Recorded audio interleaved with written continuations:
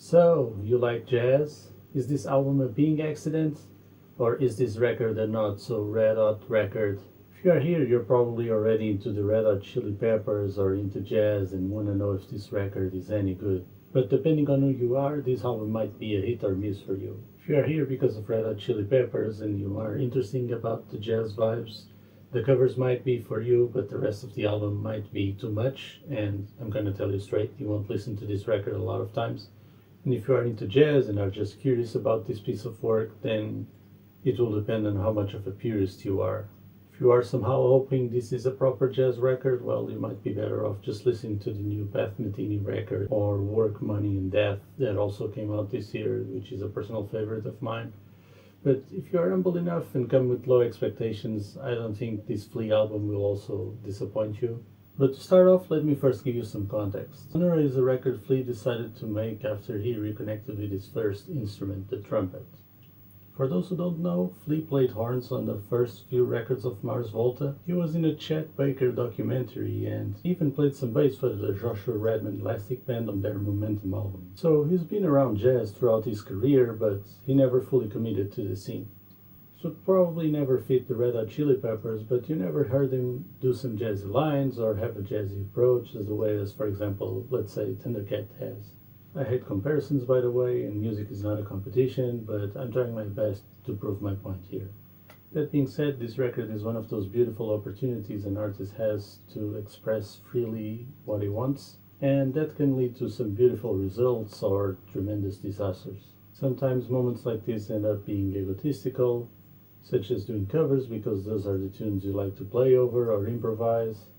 And I prefer to think that this was the reason Flea included the covers in this album and not because it was the more commercial thing to do. But in the end, I think the covers are there in hopes to educate the more mainstream public. It's both noble and brave, the choice of the covers, but it perplexed me a bit, the choice of two of the most polished songs out there ever. I'm talking about Wichita Line and Maggot Brain. The originals are just too well written and too well composed songs.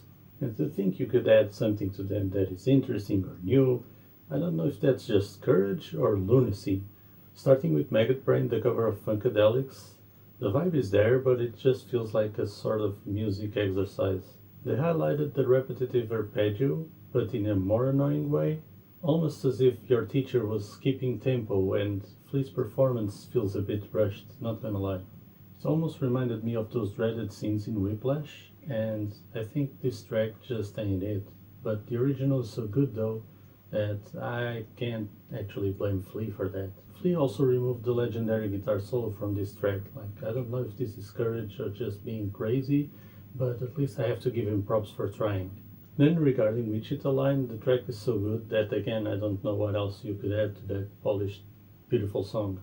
It's super well composed, but I do think Nick Cave does it justice, and I also Flea does a very good job. I think the original is better, but at least I saw some sort of effort that I didn't feel when I listened to Maggot Brain.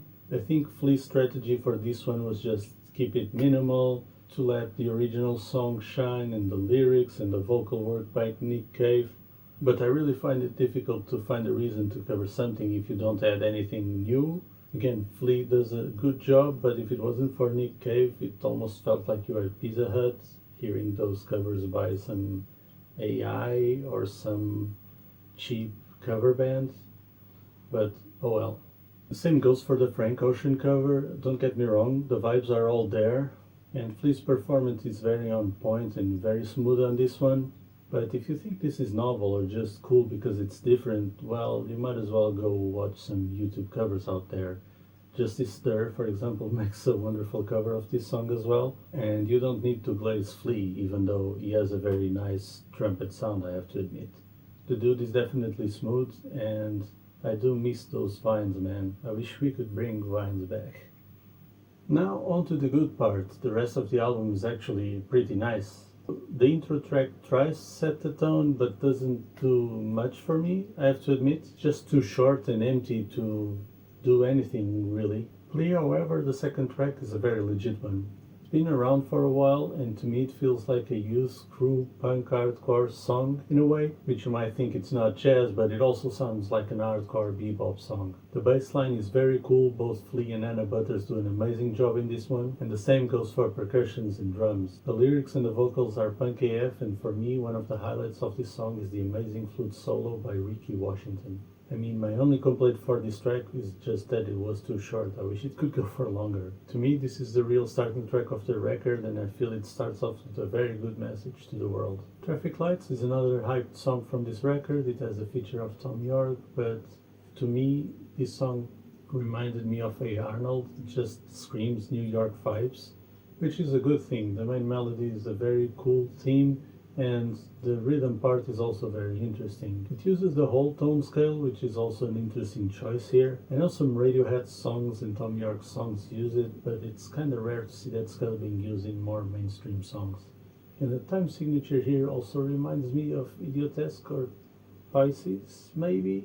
I can definitely see why they casted Tom York for this song. The track is great, but overall I wished it developed a bit more. There is this shy Jeff Parker solo section in it that I'm not very sold on. It just seems more like a vamp on the main theme. So it turned a bit repetitive over a while. I wish this was approached with a bit more confidence since you have an amazing group of musicians here, but overall it's a good track. I don't want to get myself ahead, but one thing I can tell you about this record is that it leaves you feeling like it didn't have enough improvisation for a jazz record.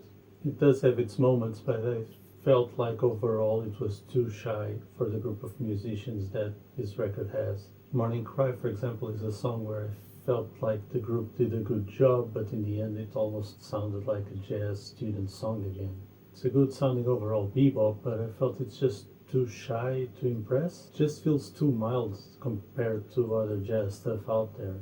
Anna Butters almost went full Meshuggah on this one.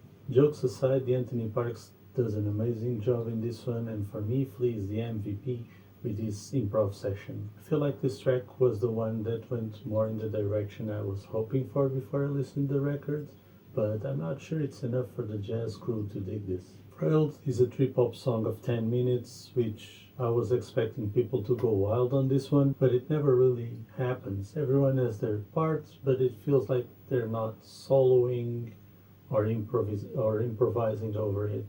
It just feels like a bit of homework, you know? Everything was planned, everything was produced. It feels like everyone's playing safe in their own conceptualized space. Jeff Parker and Nathaniel Walcott almost shine a little bit there at the end of the track, but that's about it, unfortunately. Talking about trippy songs, Willow Whip, the penultimate track of the record, is also a very trippy one. Lots of Moog sounds and synths where Josh Johnson does an amazing performance. And the last track, Free As I Want To Be, is a track that returns to that more serious sound like the early tracks of the album. This last track is also a very proper tune with an amazing guitar work, and I wish it was longer as well. Kinda makes me mad because we ended up the record with a proper jam session on this one, and I just wish the record didn't stop there and people were more brave from the beginning. In the end, I was not expecting much, and Flea is indeed a good musician and always has been. He had clearly some good intent with this record, a very good message early on. I plea him next time to be more confident, and for the remaining cast to be more confident in their playing as well. They are clearly capable of playing and doing interesting things, and I wish the record had a more consistent direction that would show this. To me, it felt like the intention was not very clear at times of what Flea expected from this record. He probably didn't expect anything really, just wanted to do some music and he has nothing to prove. But yeah, I don't know. I like his trumpet sound. I do like some of his melodic choices, both on trumpet and on bass, of course. He did an amazing job in Morning Cry and every time he played the electric bass. Overall, the rest of the gang also did a good job, and I do think they have interesting parts at times, which is enough to make it interesting as a jazz record.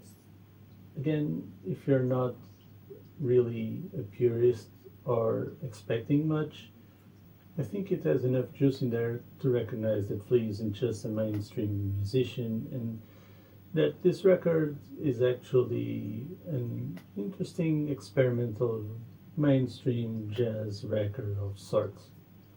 Maybe I just came with too low of an expectations, but I ended up feeling this was quite interesting and I actually expected worse. So maybe it's a shy 6.5 for me.